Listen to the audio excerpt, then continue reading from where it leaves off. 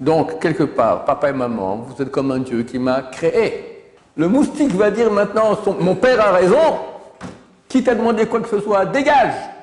Dans le Kaddish, il y a une faculté de sortir les parents de l'enfer et de les faire monter après de monde en monde.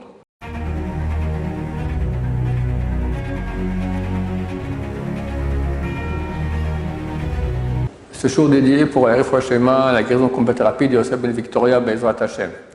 La question de Michael. Est-ce que vous pouvez parler du Kibbutz Avahem? Est-ce que je parlais du Kibbutz Avahem? Kibbutz Avahem, honorer son père et sa mère. 5e des 10 commandements. Terrible. Il y a deux commandements. Un, honorer son père et sa mère, et un, avoir la crainte de son père et sa mère. C'est deux choses différentes. Ces deux mitzvot sont extrêmement graves. On le voit déjà par le fait que leur position, au moins une d'entre eux, c'est la 5e des 10 commandements. Les 10 commandements, c'est une chose importante. Et on voit une chose assez étonnante, c'est que l'ordonnance d'honorer son père et sa mère, elle est dans la première table. Il y a 2 tables, chacune de 5 commandements. La première table concerne les relations entre l'homme et Dieu. Je suis ton Dieu, il n'y aura pas d'autre Dieu que moi, tu ne vas pas prononcer mon nom en vain, Shabbat, honorer son père et sa mère. Et les 5 autres commandements, la deuxième table, eux parlent que de relations entre l'homme et son prochain. Ne pas tuer, ne pas faire l'adultère, ne pas faire un faux témoignage, ne pas envier, etc. Et pas kidnapper et pas envier, convoiter. C'est les 5 commandements. Or, on aurait pu croire que la mitzvah d'honorer son père et sa mère, c'est une relation qu'il y a entre l'homme et son prochain. Eh bien non. Dieu a mis cette ordonnance dans la table numéro 1 qui parle de relation entre l'homme et Dieu, parce que notre relation avec nos parents doit être comme la relation de nous avec Dieu. Pour la bonne raison, qu'il y a 3 associés dans la création de l'être humain, papa, maman et Dieu. Donc, quelque part, papa et maman, vous êtes comme un Dieu qui m'a créé. C'est pas tout à fait précis, parce que si Dieu dit une chose, et les parents disent autre chose, contrairement à Dieu, alors la Torah dit tu auras la crainte de l'Éternel, tu auras la crainte de ta mère et de ton père. On met d'abord la mère, parce qu'on a moins la crainte d'habitude. Je suis l'Éternel ton Dieu. Pourquoi c'est marqué je suis l'Éternel ton Dieu? Pour te dire que si eux ils disent une chose différente que moi, vous et eux ont. Donc vous les enfants et eux les parents ont l'obligation de m'écouter à moi. Donc vous m'écoutez à moi et pas à eux. Donc dans tous les cas où il y a des balais tchouva, des gens qui reviennent à la Torah, et les parents font la guerre et ne sont pas d'accord, il crie Kibbutz Avahem, c'est déjà religieux, honore ton père et ta mère. Oui, papa, maman, mais c'est marqué, je suis ton Dieu, c'est à condition que tu vas dans la Torah. Si tu vas contre la Torah, je ne peux pas t'écouter sur ce point. La vérité est que cette mitzvah, on va dire en gros, il y a 3 types de parents. Et les parents gentils, bien, tout va très bien. Là, c'est évident qu'il n'y a aucun problème à les honorer, il faut le faire. Mais cette mitzvah n'a pas été ordonnée dans ce cas-là. Parce que c'est normal. Si quelqu'un il a des parents qui sont bien, c'est normal qu'il les honore, il les respecte, il leur doit tout. Le moment où on commence à comprendre c'est quoi être un parent, c'est quand nous-mêmes on devient parents. Les nuits blanches, les souffrances, les machins, c'est pas facile. Hein. Petits enfants, petits problèmes, grands enfants, grands problèmes. Et là, on comprend tout ce que nos parents ont morflé pour nous. On commence à mieux apprécier ce qu'ils ont fait pour nous. Mais cette mitzvah a été surtout ordonnée dans les cas où les parents sont impossibles, méchants, hargneux, terribles. On pourrait dire, ça va, laisse-moi vivre. Eh ben non, mon cher ami. Même dans ce cas-là, et surtout dans ce cas-là, la Torah ordonne d'honorer son père et sa mère. Et c'est là que c'est difficile. Quand ils sont vieux aussi, alors ça demande beaucoup de soins, et ils sont impatients, et ils te rentrent dedans, d'accord? Toi, tu es le PDG d'une grande société, ton père, il t'envoie balader comme un rien de rien, même je suis quelqu'un, non, tu n'as rien du tout, espèce de nul, d'accord? Il faut supporter tout ça en silence. C'est ça la vraie mitzvah, c'est pas quand tout va bien. Aujourd'hui, si je peux dire Baruch Hashem, entre guillemets, dans la majorité des cas, ça ne va pas du tout. Il y a des conflits terribles entre parents et enfants. C'est là que les enfants doivent s'écraser honorer leur père et la mère. Si vraiment ça ne va pas, alors on peut s'éloigner. Si on peut pas, c'est insupportable, alors tu ne peux pas répondre, tu ne peux pas manquer de kavod, mais tu peux être moins en contact. Un peu. Tout cela, contacter les grands rabbins qui connaissent bien ce sujet-là et prendre conseil avec eux, parce que c'est une halakha qui est très grave de la Torah, très très grave. Très très grave. Rabbi Yochanan, il a dit dans le Talmud, heureux sont les orphelins. Tellement l'exigence de Kibbout Avim, d'honorer son père, sa mère, elle est haute. Tellement la barre elle est haute que il faut être orphelin. Il y a un cas où on est dispensé de Kibbout Avim, d'honorer son père et sa mère. C'est dans le cas où ils sont militants contre la Torah. Ils se moquent des rabbins, ils se moquent des religieux, ils se moquent des étudiants de yeshivot, ils se moquent de toute la Torah. Dans ce cas-là, alors on est dispensé de Kibbout Avim. Mais ça ne donne pas une autorisation de leur parler mal, de leur faire honte, de leur crier dessus. Tout ça, c'est interdit. Simplement, tu es dispensé de te lever, un papa ou maman rentre dans la chambre, tu dois te lever. D'accord? Ashkenazim, on a ici un cher élève Ashkenaz, alors ils ont de la chance. Il se lève une fois le matin, une fois le soir. La Chal dit, tu ne vas pas donner plus de kavod à tes parents qu'à Dieu. Parce que Dieu, tu dis Shema Israël une fois le matin, une fois le soir. Donc tu te lèves une fois le matin, une fois le soir. Les Sfaradim, ils sont beaucoup plus sévères. Ils disent même 1000 fois par jour. Il faut se lever chaque fois que les parents rentrent dans la salle ou sortent de la salle, ou même il va d'un endroit à l'autre dans la salle, il faut se lever. D'accord? Comme un ressort. Pling!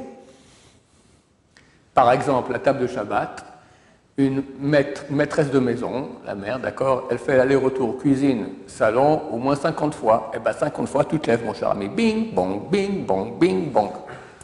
C'est comme ça qu'il faut faire. Non, ça ne marche pas. Ceux qui font comme ça un petit décollement du postérieur sur la chaise, ça ne marche pas du tout. Il faut se lever totalement. Normalement, je vous dis ce qui se passe sur le terrain aujourd'hui. Après, quelquefois, ton père dira « Bon, ça va, reste assis. » Ta mère aussi, ça va, reste assis. Dans ce cas-là, il y a deux choses qu'il faut savoir. Un, le décollement il faut quand même le faire. Alors, tu restes assis, mais tu fais un petit, voilà, à moins qu'ils te disent « Ça aussi, on ne veut pas. » D'accord? Si les parents disent « On ne veut rien, ni ça, c'est bon. » Par contre, s'il y a des invités qui ne sont pas au courant, ils vont voir que tu ne te lèves pas. Ils vont dire, non mais c'est quoi cette honte? Tu ne te lèves pas devant ton père et ta mère, alors devant eux, il faut se lever. Et si tes parents te disent, même devant les invités, tu restes assis, ok. Mais c'est pas toi de leur dire, papa, dis-moi aussi que devant les invités. Tu te lèves devant les invités, et puis après tu verras comment ton père ou ta mère réagiront. D'un côté, ils ne veulent pas, mais d'un côté, ça les flatte aussi. Bon, c'est à eux de décider comment ils gèrent cela. En tout cas, dans le cas où les parents sont militants contre la Torah, là, on est dispensé de cette mitzvah.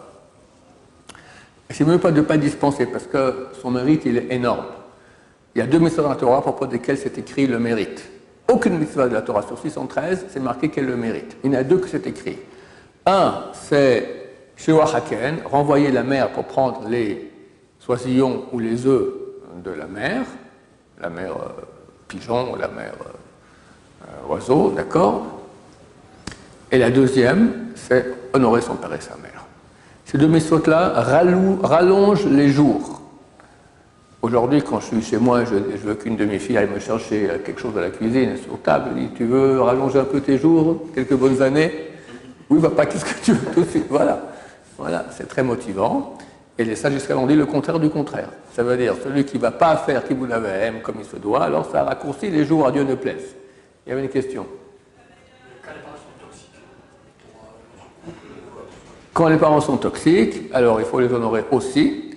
C'est-à-dire, comme je dis, on peut un peu s'éloigner, en prendre un conseil chez une autorité rabbinique compétente et pas croire que mes parents sont toxiques, donc je coupe les contacts. Interdit de faire ça. D'accord? Il faut prendre contact avec des rabbins qui s'y connaissent bien. Et moi, quand ce sont des questions délicates qui se proposent, ce n'est même pas moi qui réponds. J'envoie un autre rabbin israélien qui a écrit un livre entier sur le sujet, et lui, il répond au téléphone à des heures fixes, notamment sur ce sujet-là, parce que c'est des questions extrêmement graves.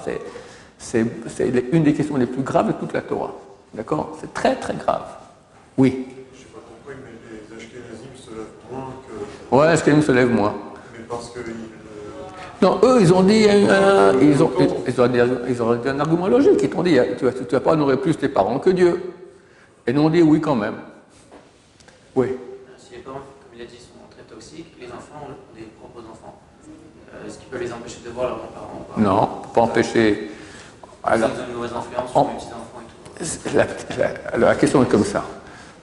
Les grands-parents ont une mauvaise influence sur les petits-enfants. Est-ce qu'on peut empêcher les grands-parents de voir les petits-enfants? C'est très délicat. On ne peut pas couper le contact qu'ils ne voient pas leurs petits-enfants, surtout les mères qui sont très attachées à leurs petits-enfants, etc.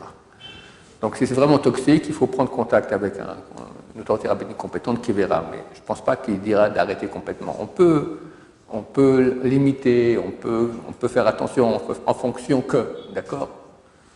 Mais très souvent, c'est plus simple de dire, allez, je coupe les contacts, terminé. Non, jamais de la vie. C'est très très grave, très très très très très grave. Je vais vous dire une petite histoire, que vous compreniez un peu quel est le degré nécessaire de Kibbutz Avehem, qu'on comprenne un peu.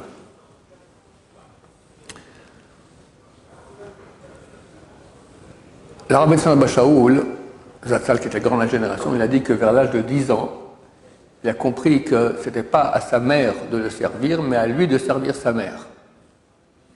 Et il dit que jamais sa mère lui a demandé quoi que ce soit, parce que lui devenait avant, et faisait déjà avant. On parle de grands de Torah qui étaient saints, des gens très très grands. Et il raconte qu'un jour, on m'a raconté qu'un jour, il est venu au shiur, donner un shiur le samedi après-midi, un Shabbat après-midi, et il a dit, je suis choqué, je suis bouleversé.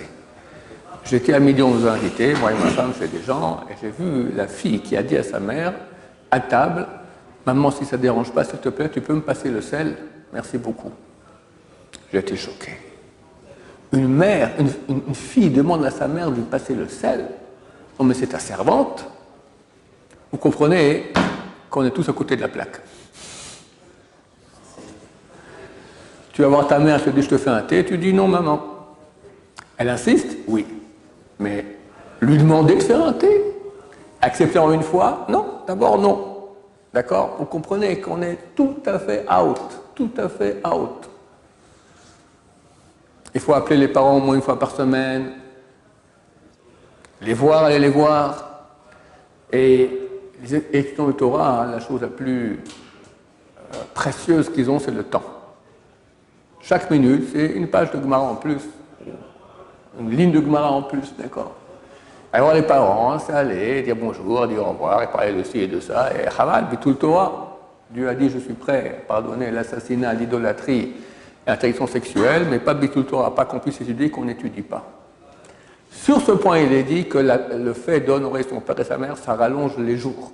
Les livres disent, le temps que tu as perdu, entre guillemets, de Torah pour aller voir tes parents, c'est rajouté dans ta vie, donc tu ne perds rien. On peut y aller gaiement. Qui c'était? Le Chazon Ish. Le Chazon Ish, c'est ce que le Chazon Ish, c'est un des géants de cette génération, du siècle passé, d'accord, il est mort en 1954. Il est venu de Pologne, il s'est installé à Bnei Brak, c'est lui qui a créé Bnei Brak, c'est lui qui a créé tout le monde orthodoxe d'Israël, il est sur ses épaules, c'est énorme, un sage d'Israël fantastique. Son beau-frère, c'était le Stipler, Rav Yaakov Israël Kanevsky, et donc il lui a dit à sa sœur, marie-toi avec lui, et ils ont un enfant, Rabbi Chaim Kanevsky, qui était le grand de la génération, qui est décédé il y a quelques années. D'accord? Tout ça, c'est Chazon Ish. Il allait une demi-heure par jour voir sa mère, sa vieille mère, et parler avec elle. De quoi? Du Chazon Ish, Chazon Ish, c'est un livre entier de Halakha. Il parlait de tout et de rien. D'accord? J'ai mal au ventre, j'ai mal au truc, t'as vu, il fait beau temps, il fait mauvais temps, il fait froid, il fait chaud. D'accord? Et un jour, il était tellement pris dans l'étude, il a oublié. Sa mère a dit à sa fille, la sœur de Chazon Ish, c'est marrant, ton frère n'est pas venu me voir aujourd'hui. Elle lui a dit ça. Il s'est levé, il a couru, elle a voulu le rattraper. Il courait, c'était un vieux monsieur, il courait tellement vite pour vite aller, hop, aller voir sa mère. Et tout le mérite qu'a l'Occident, jusqu'à aujourd'hui, pas pour longtemps, d'être à la tête de l'univers. Qui est le grand maître de l'univers? Les Chinois. Bientôt, ils vont remplacer les Occidentaux si rien ne se passe. Mais il y a des choses qui vont se passer avant. Les Africains, les Hongrois, qu'est-ce que j'en sais, moi? l'Occident à la tête, l'Amérique, en tête du monde. Tous les pays font au doigt et à l'œil ce que l'Amérique décide. Sinon, ils amènent des porte-avions. À peu près. Grâce à quoi? Et c'est comme ça depuis le début de l'Empire romain. On considère que l'Occident, c'est la suite de l'Empire romain. Parce que Esav, qui est le père spirituel de l'Empire romain de l'Occident, il faisait kibbutz aved. Il faisait de façon extraordinaire, il honorait son père et sa mère. Il mettait des habits spéciaux. Quand il amenait à manger à son père ou à sa mère, il mettait des habits spéciaux pour les honorer. Rabbi Tarfon, la Gemara, raconte qu'il honorait beaucoup sa mère. Il raconte que lorsqu'il devait aller dormir, il avait des lits qui étaient assez hauts, il s'abaissait et sa mère montait sur son dos pour monter au lit. Il est venu au Beth Midrash raconter ça. On a dit que pas arrivé à 1/100 de Esav. 1/100 de Esav. Et regardez le mérite de Esav. Jusqu'à aujourd'hui, ils sont à la tête du monde uniquement grâce à cette mitzvah. D'ailleurs, c'est qui le descendant de Esav? Le petit-fils de Esav, c'était Amalek, notre ennemi juré, d'accord, qui veut notre fin. Et un des descendants d'Amalek, le descendant du roi de Amalek, c'était Haman. Haman Agagi. La seule personne qui a pu s'opposer à Haman et faire en sorte qu'il soit pendu, c'était Esther Amalka. Pourquoi? Regardez dans le texte de la Midrash, c'est écrit que Esther, quand sa mère est tombée enceinte, son père est mort, et quand elle est née, sa mère est morte. Elle n'avait pas de parents, donc elle n'avait pas le manque que chacun de nous a, et même le plus grand sadique de kibbutz aved. Qui peut dire, j'ai rempli mon rôle, j'ai fait kibbutz aved comme il faut à 100%. Elle n'avait pas ça, elle n'avait pas de parents. C'est la seule qui a pu s'opposer à Amalek, parce que justement, elle n'avait pas, Amalek ne peut pas lui dire, hey, moi je fais kibbutz aved mieux que toi. Il dit, moi j'ai pas de parents, donc je ne rentre pas dans la concurrence. Ok. On n'a pas le droit de contrecarrer ce que dit un de nos parents. Par exemple, mon père dit, le président des États-Unis, Poutine, je dis papa, non, c'est Biden, interdit. Tu dis rien. Plus que cela, ton père en discussion avec son copain. Son copain dit, le président des États-Unis, c'est Poutine. Ton père dit, non, c'est Biden. Et toi, tu dis à au copain de ton père, c'est mon père qui a raison, tu dis n'importe quoi. Interdit! Quoi, ton père a besoin de toi? Il t'a mis au monde. Moustique. Le moustique va dire maintenant, mon père a raison, qui t'a demandé quoi que ce soit, dégage. Si le père demande à son fils, dis-lui que c'est Biden, ok, ça va, tu lui dis c'est Biden. Mais de quel droit tu te mêles? Et pour m'aider, j'ai besoin de ton aide. Bien sûr, si c'est le contraire, toi tu te mets du côté de l'ami contre ton père, ça on n'en parle même pas. Il n'y a même pas de discussion là-dessus, que c'est interne. Et si le père il dit le président Poutine des États-Unis et que son ami il dit ben non c'est Biden, est-ce que nous... Ton père se trompe. Ouais. Tu dis rien? Est-ce qu'il faut dire, si ton père dit, dis-lui que j'ai raison, et toi tu sais qu'il a tort, alors effectivement c'est une question, est-ce que tu peux dire ça? Tu ne peux pas refuser. Il faut essayer de... Tu dis, je ne suis pas au courant, ouais, c'est une bonne question, je me pose la question, voilà, tu te débines. En Torah, oui. Dans l'étude, si on étudie avec voilà, en Torah, on peut étudier, il n'y a pas de problème. Et si maintenant... lui, il dit une halakha. Et toi, tu sais qu'il se trompe. Alors, tu ne peux pas lui dire non, papa, c'est pas comme ça. Il faut lui dire, j'ai entendu de la part de quelqu'un que j'étais à un cours, ils ont dit comme ça, je ne sais pas, ils ont raison, qu'est-ce que tu penses de cela? Ou peut-être lui montrer, d'accord? Mais pas frontal. Très difficile, très très difficile. On ne peut pas s'asseoir à sa place quand il a une place à la maison. Comme j'ai dit, quand il rentre et quand il sort, il faut se lever. Tes parents te demandent quelque chose. Est-ce que je suis obligé de le faire ou pas? Si c'est pour eux, oui. Si c'est pour toi, par exemple, ils vont me dire, pourquoi quand tu parles, tu mets une cravate bleue comme ça? Mais une cravate vert pomme avec des petites roses, c'est plus gai.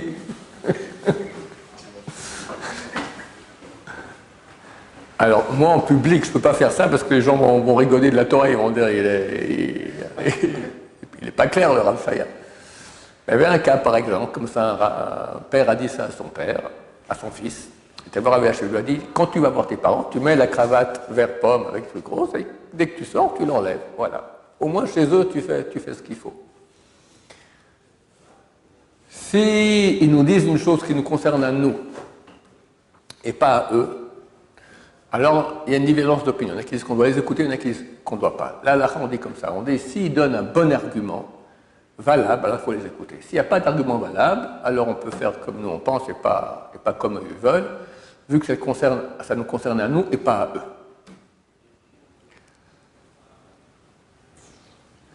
Mitzvah d'honorer son père et sa mère aussi après 120 ans, quand ils sont décédés.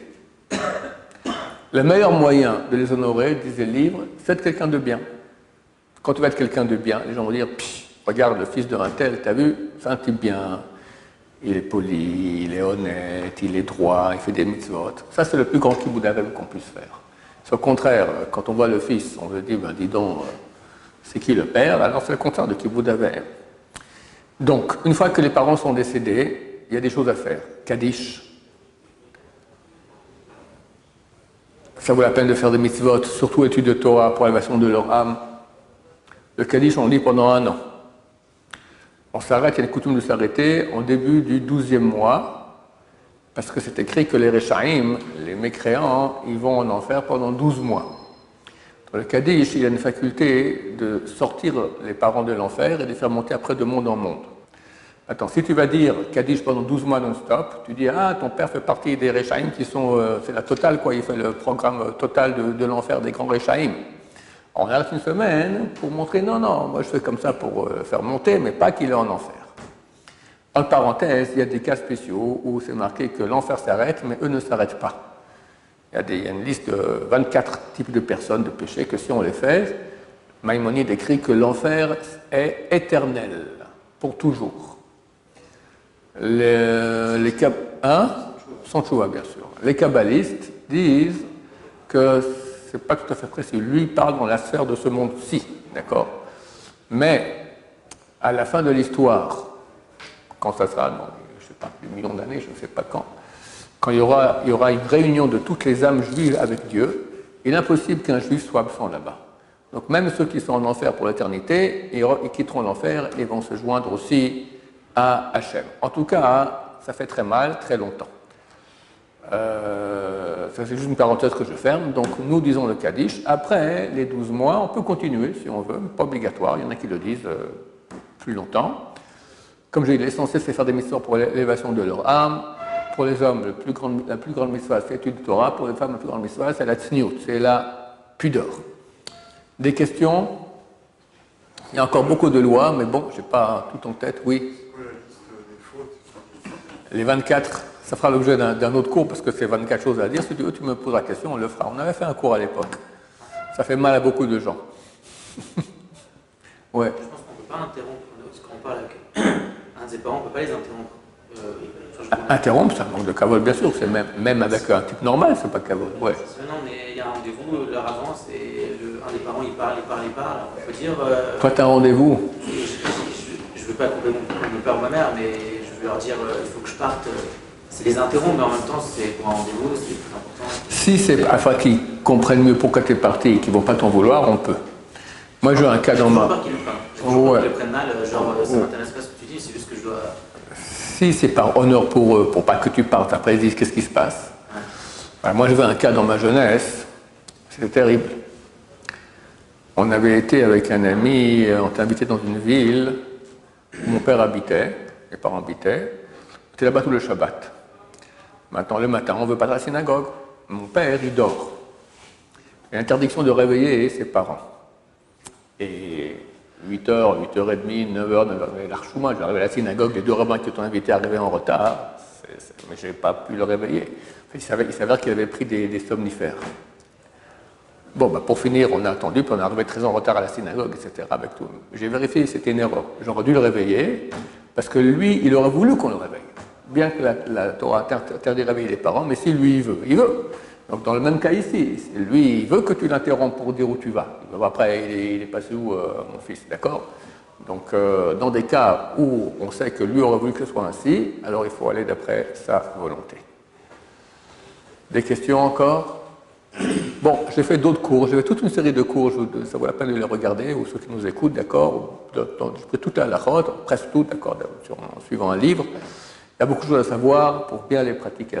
C'était juste un peu pour booster en avant l'importance de cette mitzvah-là. Baruch Adonai, l'olam, amen, amen.